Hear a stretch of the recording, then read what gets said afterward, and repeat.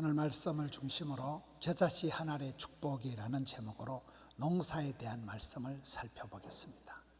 사람은 자식 농사, 건강 농사, 생업 농사, 모든 게 농사와 같다. 농사에 대한 말씀을 살펴보려고 합니다. 농사는 하나님과 동업이다, 이런 말이 있습니다. 농부가 지가짓게 애쓴다고 되는 게 아니고 하나님께서 철 따라 우로를 내려주시고 이른 비를 늦은 비를 내려주실 때 농사가 되는 것이지, 농부 혼자 애쓴다고 되는 게 아니고 하나님 100%, 사람 100%, 진인사 대천명, 또 하늘은 스스로 돕는 자를 돕는다고, 하나님과의 합작이 농사라는 거예요. 성경은 천국도 농사 짓는 것과 같다. 마태복음 13장 31절에 또 비유를 들어 이르시되 천국은 마치 사람이 자기 밭에 갖다 심은 겨자씨 한 알 같다. 천국은, 하나님 나라는 농부가 자기 밭에 갖다 심은 겨자씨 한 알과 같다는 거예요. 여러분, 성경에 나타난 씨앗 중에 가장 작은 씨앗이 겨자씨예요.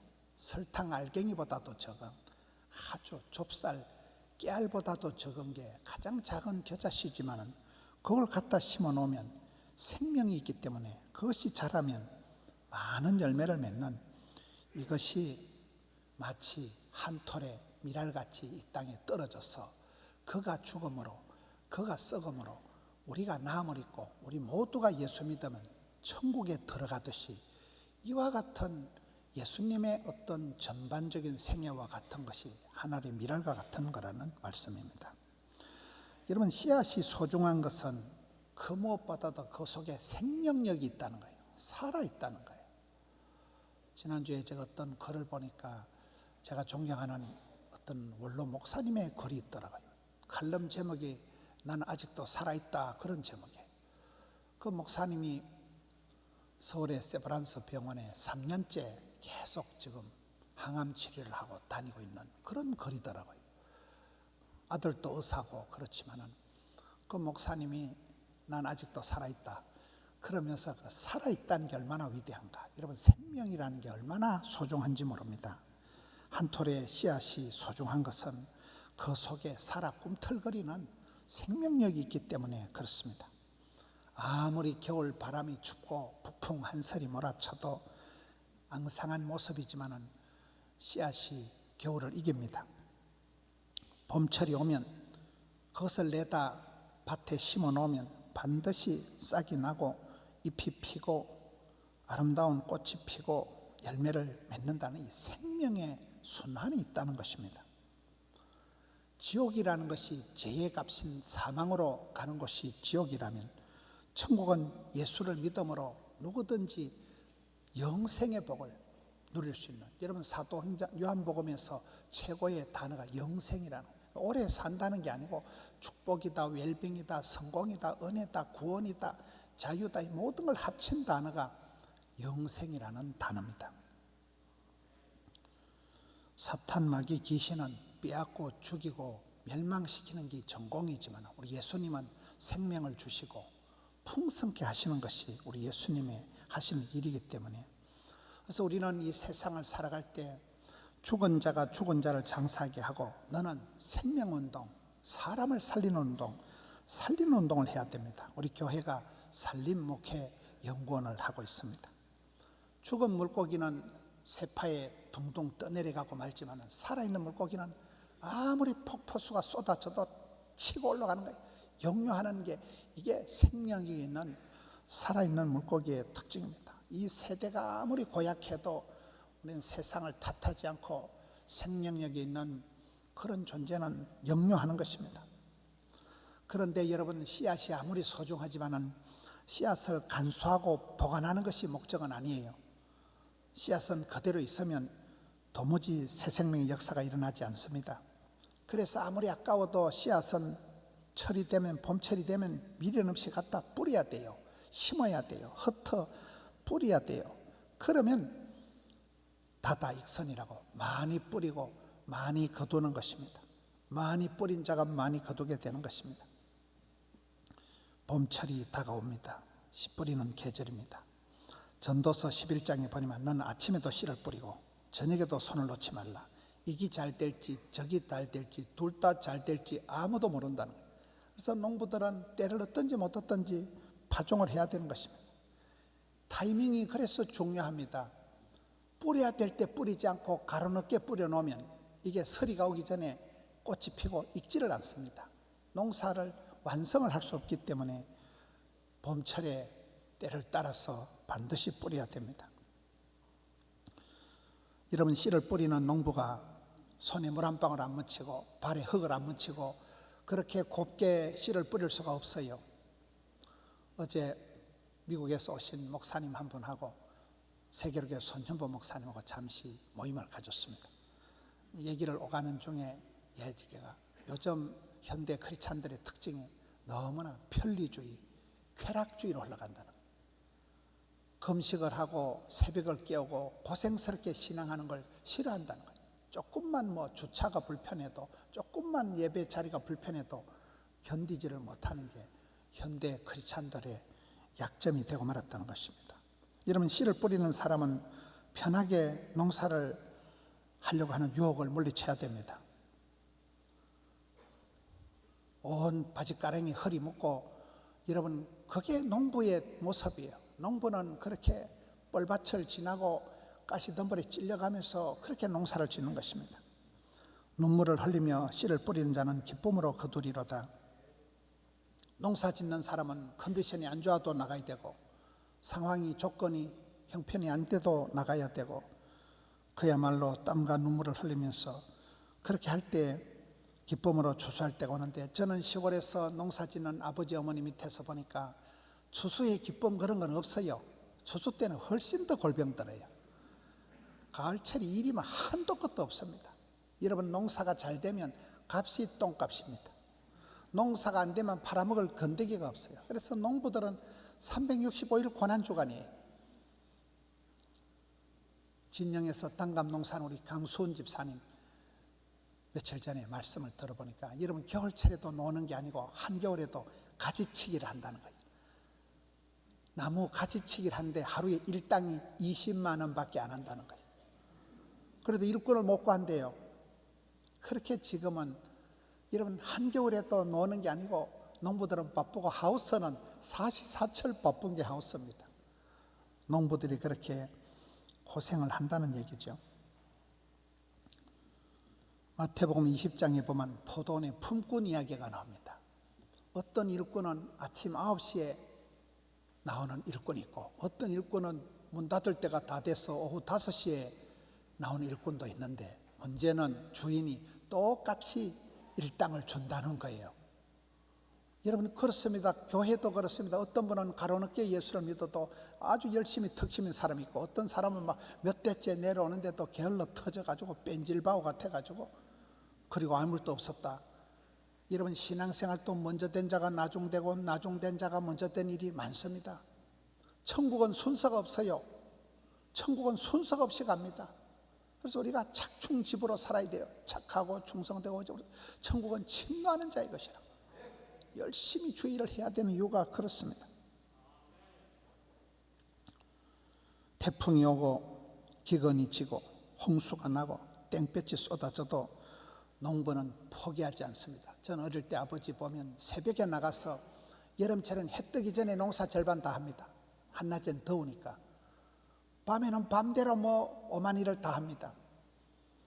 농부들은 봄철 농사를 망치면 여름 농사를 짓고, 여름 농사를 망치면 늦가을에라도 마무리하는 농사를 짓습니다. 불철주야 쉬지를 않고 그렇게 포기하지 않고 항상 주야장청 일하는 게 농부의 모습이라는 거예요. 고린도전서 3장에 보니까 심는 이나 물 주는 이는 아무것도 아니로되 오직 자라게 하시는 분은 하나님뿐이다. 심는 사람이 중요해요. 물 주는 사람이 없으면 말라 죽어요. 그러나 그런 것보다도 결국은 농사를 되게 하시고 자라게 하시고 햇볕을 비를 내려주시고 바람을 불게 하시는 분은 하나님이시라는 거예요. 우리 모두는 천국의 하나님 나라의 동력자요, 포도원의 품꾼들이요, 하나님 나라의 동력자일 따름입니다. 여러분 지휘자가 있고 반주자가 있고 소프라노가 있고 테너가 알토가 베이스가 있지만 합쳐질 때 아름다운 음악이 나오듯이 그렇습니다. 농부는 성장 본능을 믿어요. 요따만한 씨앗을 뿌려가지고 막 되거나 싶지만 요따만한 씨앗을 뿌려놓으면 그게 나중에 막 큰 곡식을 서말을 거두고 할 때 성장 본능을 믿기 때문에 씨를 뿌립니다. 아기가 태어나면 자라고 식물을 심으면 반드시 성장하듯이 씨앗은 작지만은 추나 추동을 지나면서 천둥 번개를 맞고 비바람을 견디고 그 속에 생명력이 있기 때문에 이게 자라고 잎이 피고 열매를 맺어서 역사를 만들어가는 것입니다. 마태복음 13장에 보니까 또 비유를 들어 이르시되 천국은 마치 자기 밭에 갖다 심은 겨자씨 하늘 같으니 이는 모든 씨보다 작은 것이로되 자란 후에는 풀보다 커서 나무가 되고 공중의 새들이 와서 그 가지에 깃들이느니라. 조그마한 씨앗 하나를 심어놓으면 이게 뭐가 되겠나 싶지만 이게 자라가지고 나무가 되고 나무가 모여서 숲을 이루고 큰 숲을 이루면 온갖 새들이 와서 거기서 둥지를 틀고 새끼를 키우고 그렇게 하는 것입니다. 울창한 숲도 한 톨의 씨앗부터 시작된다 이랬잖아요. 우리의 역사가 그렇습니다. 한 사람이 태어나서 아이고 저게 뭐가 되겠나 싶은 조그마한 아이가 자라서 어른이 되고 그 아이가 어떤 일을 하면 그 아이가 하나의 깃발을 들면 막 족보가 만들어지고 지도가 만들어지고 그렇습니다. 우리 교회가 덕천동 아담하게 있다가 함영 찍고 금곡 찍고 양산 찍고 10,000명의 성도가 되고 그렇게 여러분 울창한 숲을 만들어가는 안산 동산교회가 큰 숲 운동을 하더라고요. 부지런히 씨앗을 하나씩 심어놓으면 이게 마침내 자라서 숲을 이루면 큰 숲을 이루면 공기가 달라지고 산소가 달라지고 여러분 여러 가지 유익이 있고 많은 동식물들이 거기 와서 깃들여 살아가기 때문에 그렇습니다. 하늘의 미랄은 예수님의 모습과 똑같다는 거예요. 이사야 53장에 그는 주 앞에서 자라나기를 연한 순과 같고 마른 땅에서 난 뿌리 같아서 고운 모양도 없고 품체도 없고 우리가 보기에 흠모할 만한 아름다운 것이 없도다. 예수님이 이 땅에 아기 예수로 베들레헴 말구유로 내려오실 때 모양도 품체도 아름다운 것이 없었지만은 그 예수님께서 자라서 십자가를 지시고 이제는 누구든지 예수를 믿는 자는 누구든지 천국의 영생 복락을 누린 데 쑥 들어갈 수 있는 그런 넉넉한 품으로 온 세계를 다 품을 수 있는 우리 주님이 되신 것이 마치 한 알의 씨앗이 자라서 많은 열매를 맺는 이게 천국 비유의 겨자씨 한 알 비유를 그렇게 하는 이유가 똑같기 때문에 그렇습니다. 이 시대가 여러분 자기밖에 모르는 이기적인 시대예요. 혼밥이고 혼령이고 사람들이 남에게 터치받는 걸 싫어하는 그런 시대가 되었습니다만 이 시대에도 그 사람들의 마음에 영향력을 미치는 것은 희생의 리더십이에요. 수고의 리더십이에요. 예수님처럼 하늘의 미랄처럼 떨어져서 그가 찔림으로 그가 죽음으로 희생의 섬김의 리더십을 통해서만 이 시대의 자녀들이 우리의 이웃의 사람들이 선한 영향력을 받게 되는 것입니다. 하늘 영광을 버리시고 낮고 천한 이 땅에 오셔서 연약한 우리와 똑같은 몸을 입으셔서 성육신 체휼하신다. 우리와 같이 고통을 당하시고 똑같이 느끼시기 위해서 우리와 같은 체휼을 하시기 위해서 육신이 되셔서 십자가에 돌아가심으로 죄의 문제를 해결하셔서 천국을 우리에게 선물로 주신 분이 바로 예수님이라는 거예요. 그가 죽음으로 우리가 살게 되고 그가 떨어짐으로 우리가 천국으로 올라가게 되고 그가 썩음으로 우리가 멸망치 않고 영생을 누리게 되는 것입니다. 여러분 그래서 우리도 주님의 발자취를 따라서 항상 이 긍휼 사역을 해야 돼요. 큰 숲을 이루는 사역을 하고 생명운동을 해야 되고 요즘 우리가 새벽에 마태복음을 보면 예수님께서 얼마나 복잡하게 동네방네 다니시고 각색 병든 자들을 고치시고 새벽부터 밤늦게까지 어려운 일을 하시고 난 뒤에 사람들이 벌떼같이 몰려오니까 아이고 피곤하다 아이고 못 살겠다 그런 말씀이 하나도 없어요. 민망히 여기시고 불쌍히 여기시고 목 잡는 양과 같이 불쌍히 여기시고 다 고쳐주시더라. 그게 예수님의 모습입니다. 오늘 우리도 그렇습니다. 오늘 우리가 이만큼 사람 굿이라는 건 옛날에 우리 할아버지 할머니 어머니 아버지들이 그렇게 촌에서 우리 어머니 아버지는 국민학교도 못 나오고 그렇게 농사꾼이었지만은 피땀 흘려 일하시고 주야장청 일하시고 그 모습을 지금 생각해도 가슴이 뿌듯한 거예요. 우리 아버지 훌륭하시고 우리 엄마 진짜 끝내준 우리 엄마. 이런 그래서 자식들이 그 근성을 가지고 그 잡초 근성, 풀뿌리 근성, 그런 근성을 가지고 뭐 객지 가서 어디 가서 못할 일이 없는 것입니다. 어머니 아버지의 희생이 그렇게 자녀들을 강하게 만드는 것입니다. 씨앗은 뿌려지면 이 잡초 근성이 있습니다. 저는 이 잡초 근성에는 말이 좋아요. 흙 속에 뿌리지도 않은 게 저절로 나는 게 잡초예요. 잡초는 비료를 안 줘도 잘 자라요. 잡초 근성이라는 건 헝그리 정신이 있다는 거예요. 어디 갖다 던져놔도 뿌리를 받고 그냥 지가 스스로 셀프메이드 자수성가해서 쑥쑥 자라가는 것입니다. 척박한 땅에서도 자라가는 것입니다. 모든 잡초는 약초라는 말이 있더라고요. 개똥도 약에 쓴다고 쓰임 받을 때는 잡초가 없어요. 그게 바로 약초가 되는 것입니다. 저 해운대 가면 검수복국이라고 있어요. 복국이 맛있는 게 차이가 뭘까요? 여러분, 복국을 잘못 끓여 놓으면 비릿하고 또 독을 많이 풀어 놓으면 죽어요. 복어는 독이 있는 거잖아요. 근데 그 복어의 맛의 비결은 독을 적당하게 잘 풀어야 맛이 시원하다는 거예요. 많이 풀면 죽고 적게 풀면 비리다니까요. 여러분, 그렇습니다. 약이 안 되면 독이 되고 쓴 게 약이 되고 그렇습니다. 어떨 때는 우리의 삶에 독인 것 같은데 잡초 덩어리 저거 아무 짝에도 쓸모없는 것 같지만 그것이 주님 나라에 존귀하게 쓰임받는 명품이 되는 것입니다. 우리는 잡초 근성을 가지고 어디 갖다 놔도 내가 감당한다, 이 정도는 내가 커버한다, 반드시 내가 살아나리라. 여러분, 어떤 상황에서도 척박한 동에서도 견디고 버티고 생명력을 가지고 잡초 근성이 있는 사람은 반드시 뿌리를 내리고 뻗어가는 것입니다. 제가 목포의 극동방송이라고 한번 가보니까 거기는 풀뿌리 사역을 하더라고요. 그래서 이 풀뿌리 사역이 뭐냐고 물어보니까 여러분, 전파 선교사를 모집하는데 쉽지가 않으니까 여러분, 바위 같은데 어려운 땅에 나무가 심겨져 있으면 안 자라요. 그 돌짝밭에 자라기가 힘드니까 막 뿌리를 사방팔방으로 뻗어가지고 미세한 고 뿌리에서부터 온갖 사방에서 물을 빨아들여가지고 그게 풀뿌리 사예요. 풀뿌리가 사방으로 퍼져가지고 조금씩 물을 빨아들여가지고 겨우 생존하는 이 풀뿌리 사역처럼 여러분, 우리의 삶이 그렇습니다. 넉넉한 게 세상에 없어요.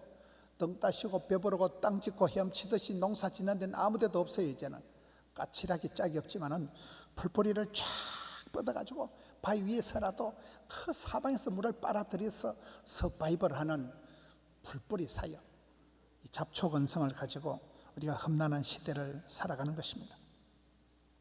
한 영혼이라도 전도할 수 있다면 그 작은 자가 천을 이루게 되는 것입니다.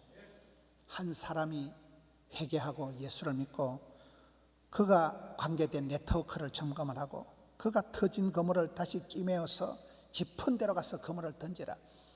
그러면 여러분, 복음의 번식 효과가 일어나가지고 내가 한 사람에게 복음을 전하면 그 사람이 또 다른 충성된 사람들에게 복음을 전했어. 이게 기하급수적으로 자랐어. 우리 포도원 교회가 덕천 찍고 화명 찍고 금곡 찍고 양산 찍고 만명의 성도가 되어주실 그런 역사가 일어나는 것입니다. 교회의 존재 이유는 복음 전파입니다. 전도가 해답입니다. 여러분, 성령의 역사가 내게 나타나지 않는 이유는 성령의 권세와 능력은 주의 일을 할 때, 복음 전할 때, 고난당할 때 성령의 역사가 나타나는 거예요. 주께서 내게 건강도 주시고 시간도 주시고 물질도 주신 이유는 주의 일을 하라고 그렇습니다. 많은 분들이 얘기를 들어보면 여러분, 그렇게 맨날 병원이나 드나들고 아둥바둥 하면서 1년 더 사는 거 의미가 없다는 거예요. 그렇잖아요. 여러분, 그렇게 액을 복걸하면서 돈을 1,000만 원, 1억 더 모아가지고 자식에게 물려주는 거 별로 의미가 없어요. 주의 일을 하지 않고 세상에 헛된 일에 그렇게 울고 불고 하지 말라는 거예요. 우리의 미션은 먼저 그의 나라와 그의 의를 구하는 것입니다. 그럴 때 자식 문제, 건강 문제, 물질 문제가 저절로 해결이 되는 게 원리가 그렇습니다. 오늘 성경 말씀은 밭을 4가지로 설명하고 있습니다.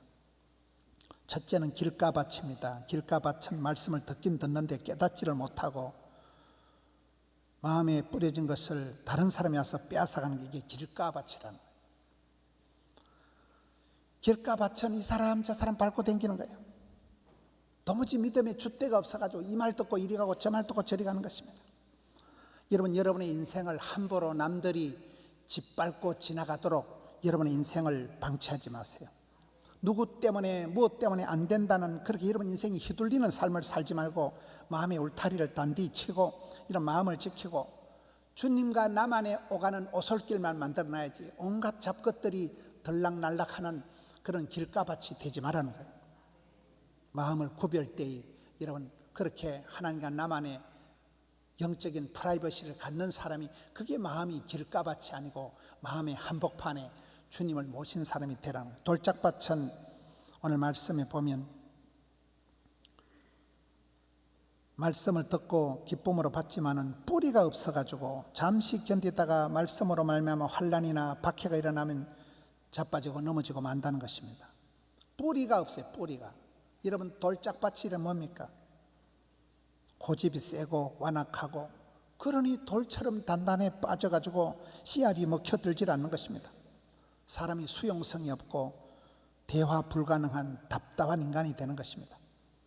애굽의 고집불통 애굽의 바로왕이 어떻게 됐습니까? 10가지 재앙을 다 덮었을 때까지 정신을 못 차는 거예요. 장남이 안방에서 죽어나갈 때 비로소 항복하는 것입니다. 그래서 우리는 신앙생활할 때 깨달음이 오고 말씀을 듣고 찬송을 부르고 기도하다가 느낌이 오면 얼른 회개하는 거예요. 얼른 돌이키는 거예요. 얼른 변화하는 거예요. 얼른 주님 앞에서 새로워져야 되는 것입니다. 그럴 때 회개하면 회복되고 항복하면 행복해지고 해석이 되어지면 해결이 된다 그랬잖아요. 가시밭은 방에 세력이 많아가지고 곡식이 제대로 자라지를 못합니다. 시골에 가보면 여러분 곡식이 자라야 되는데 다른 것이 등산을 해서 자라면 햇볕도 가리고 영양도 다 뺏어 먹어서 그만 곡식이 짜부러져요. 다른 것이 가라지가 더 잘 자라요.